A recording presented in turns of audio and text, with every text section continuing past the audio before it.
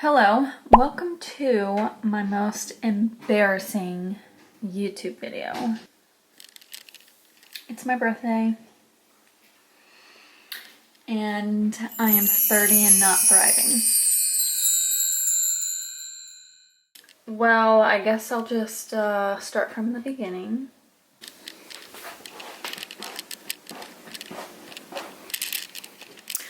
So, our trip was fine. It was pretty boring, but I will take boring any day. Our oil light? Wait, hold on a second.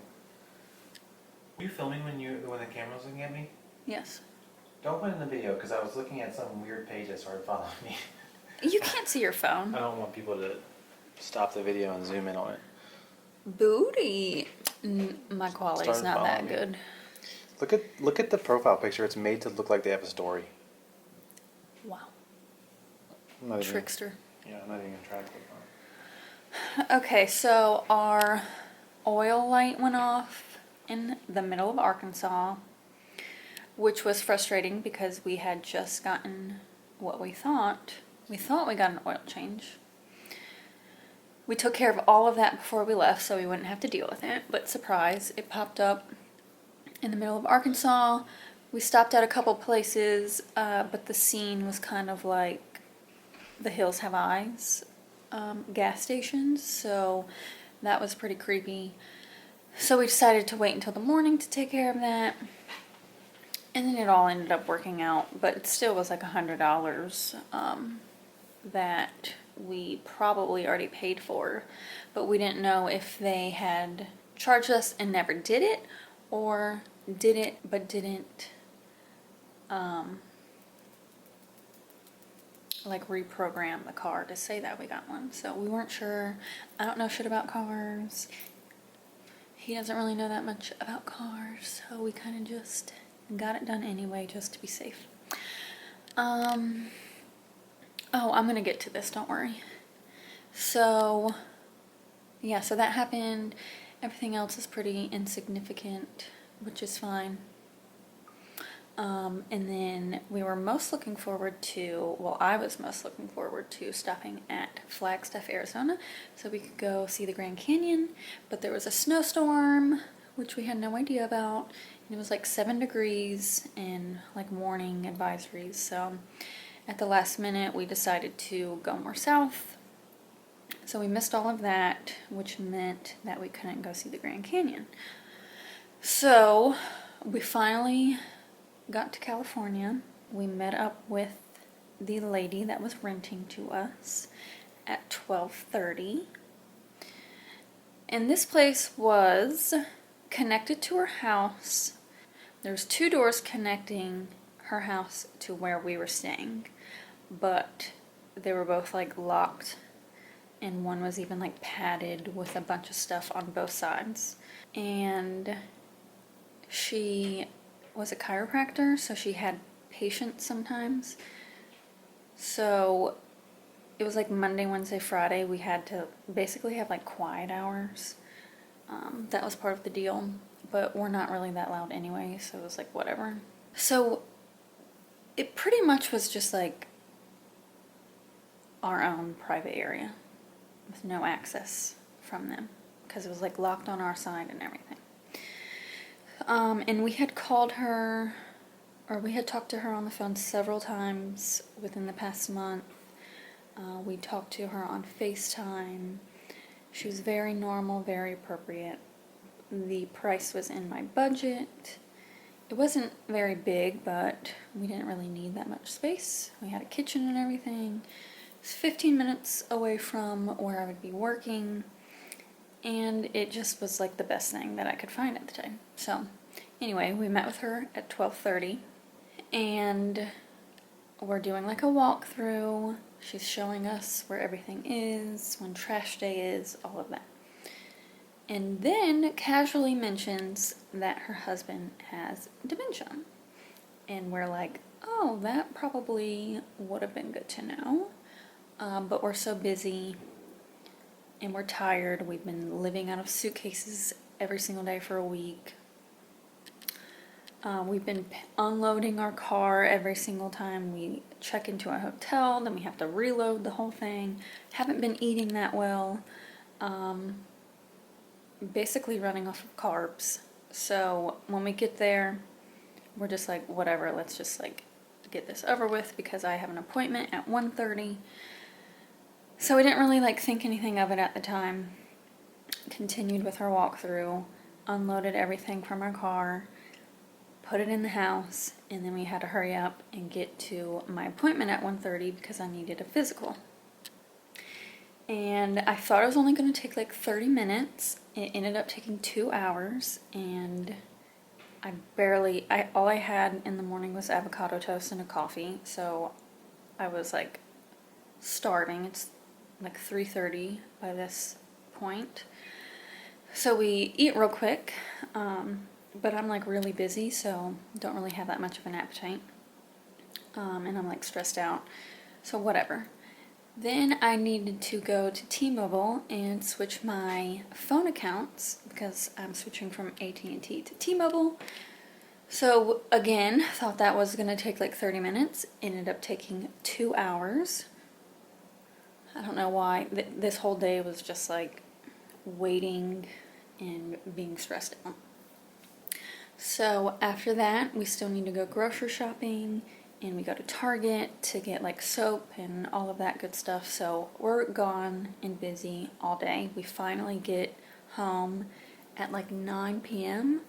And everything's still in the suitcases and all of that. So from 9 to 11, I'm unpacking and trying to settle in, get things situated, wash dishes, all of that good stuff. And then it's 11 o'clock. I'm exhausted. I'm really excited to finally sleep in, like a real bed at our own home. And we lay down at 11 and we pass out and all the lights are off. And we hear a door shut very close to our ears, and we both wake up really suddenly and we're like, what the fuck was that? And we're confused because like there should be no doors near our head slamming. So I get up and I turn the light on, and he's calling the lady, like asking her if she knows what's going on. And I'm staring at the door, and I go up to it and it's locked on our side. So I'm like, maybe we were just like hearing things, or maybe someone like knocked on the wall near our bed, or maybe something fell. And while I'm staring at the door, which the door has like a piece of artwork hanging over it. I don't know how to explain it. It's like one of those scrolly things. So it's covering up the door, but you can still see the doorknob. And while I'm staring in that direction, the door opens and I see a hand and an arm come out. And then in comes her husband, who is wearing two things: boxers and a baseball cap. And he's walking towards me. And I freeze. I don't know what the fuck to do. And I'm just staring at him like, is this really happening? And then he sees me, registers that something wrong is happening, and then turns around and goes back in. And me and Connor are just like pissed off, scared. We don't know what to do. We're obviously not staying there anymore. We like our private personal space, so it just wasn't gonna work out. I'm like casually talking about this now, but this is not my attitude while it was happening. But we're just like looking at each other like, what the fuck are we supposed to do now? Like, it's 11 o'clock at night. I have just spent almost all my savings getting us here, all the hotel rooms, a deposit, first month's California rent on a Virginia salary. It's just not adding up. I'm like, Okay, 11 o'clock at night, I'm exhausted, I'm hungry, haven't been eating that well for a week, haven't been sleeping that well, all my clothes are dirty. I was really excited to just sleep and then do laundry all the next day. But we just can't stay there. Like, I feel bad for the guy because obviously he's like just as shook up as us probably.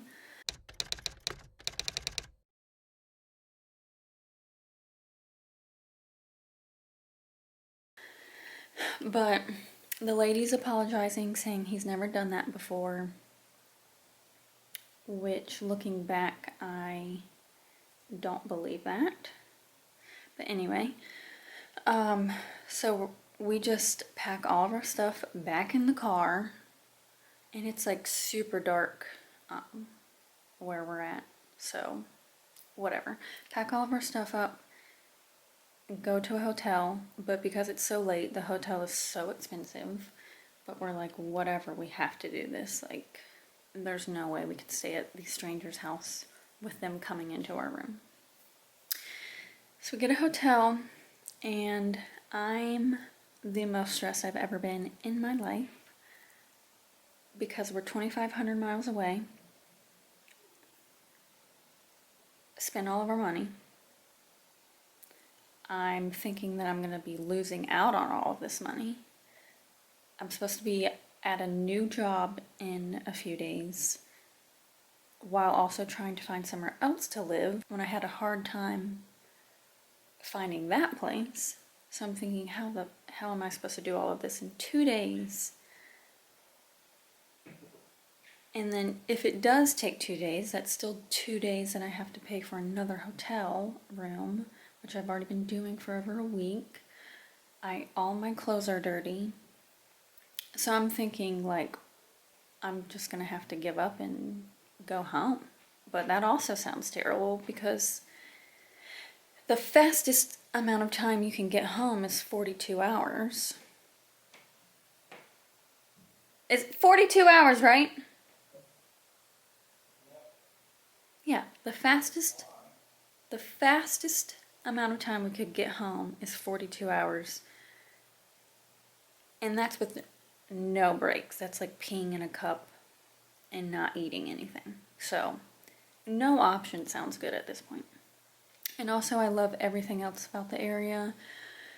And I really wanted to work at this place. So, I just didn't want to give up on that either, but I didn't know what the fuck to do. But I was capable of sending a few texts to people I know in this area and bless them.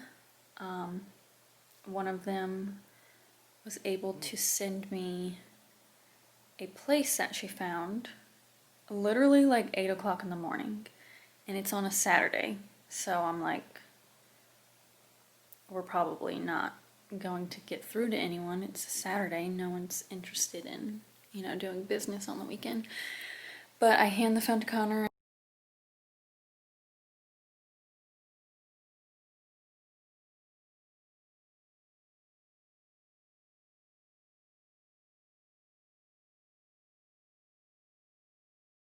And I'm like, I can't do anything.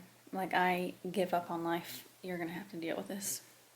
Which I'm not usually like that. Usually I'm taking care of everything. But I give up because I'm like I'm shitting everything out in my body at this point. And I'm trying to throw up, but like I said, I haven't really eaten that much. So I'm just like gagging and dry heaving at the toilet for like an hour. And I'm in the fetal position in the shower. It's not good. So I give him the phone, and he calls this lady at like 8:20 something in the morning. Somehow, some way it works out, and we were able to do a walkthrough of her apartment. It's a furnished apartment. There was people living here at the time, but they were like packing up, about to leave, about to move out, and they were willing to let us walk through. I don't know how this happened. I don't, but we did a walkthrough. we were like, don't care about anything. Please just let us sign a lease and let's get moving. So he moved out Sunday, so it was Saturday. Those people moved out Sunday, and we were able to move in Monday morning.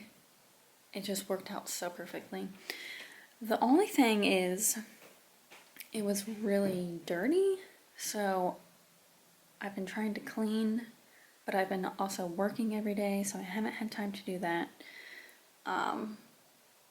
But it's literally so much better than what we had. It's our own apartment.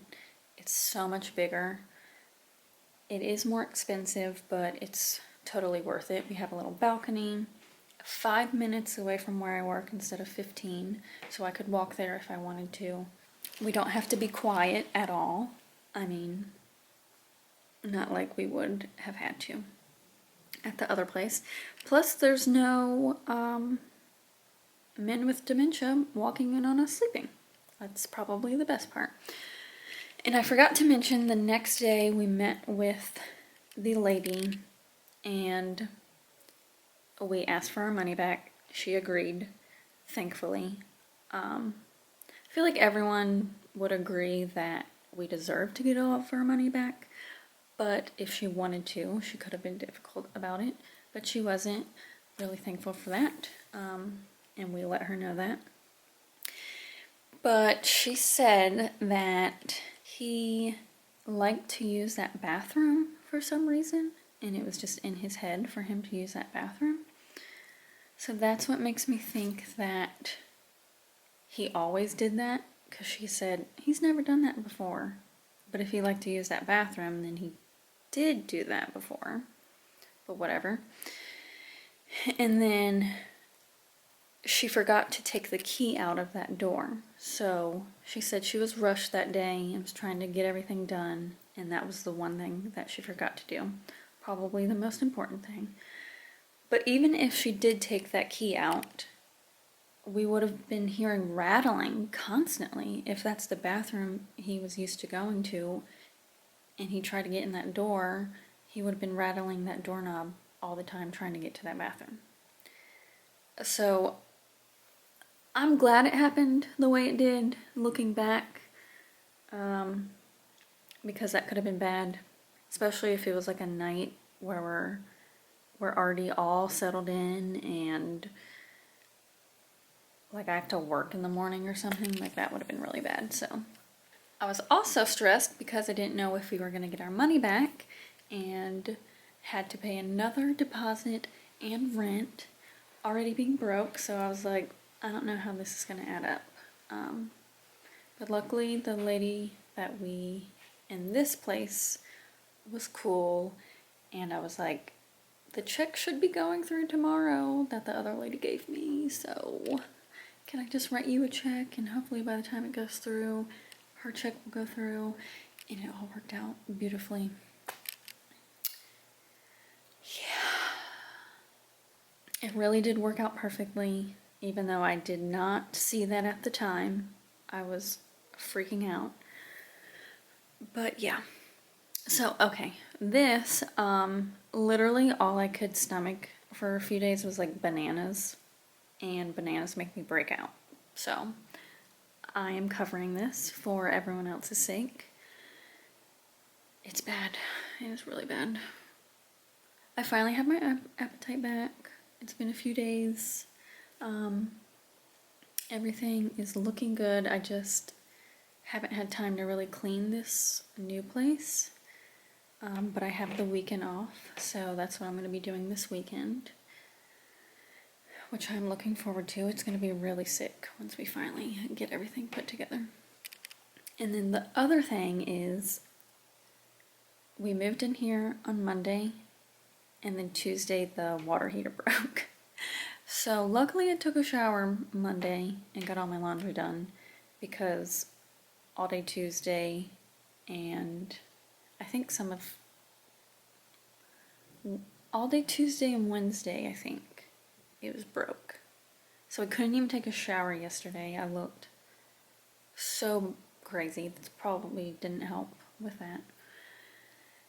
But it's back on now, so we can finish up all of our laundry. I still haven't even finished that. It's just a hot ass mess, but I am pushing through. I'm just glad to be able to work and make money. And I was not expecting to spend my birthday like this, but I'm looking on the bright side. Everything's coming together, so thankful for it. And eventually, we will be able to explore and enjoy our time in California. Everything else is perfect, so I'm hoping that's the worst part. Basically, this week was just me holding my breath and surviving. And I survived it, so feeling pretty good about that. Can only go up from here. Hopefully my next video will be more happy, and I do want to do an apartment tour. I think that would be really fun. Yeah, but I'm going to go enjoy my birthday by doing nothing, and I will see you guys in the next video. Thanks for watching. We could probably do that. That's a good birthday present. Target. We're gonna go to Target. Oh, thankfully the mask like hides this, so yeah, don't have to worry about that. I'm going to Target. And I do love where I'm working, by the way. Okay, that's about it. Thanks for watching. See you later, and my next video hopefully will be a lot more fun. Bye.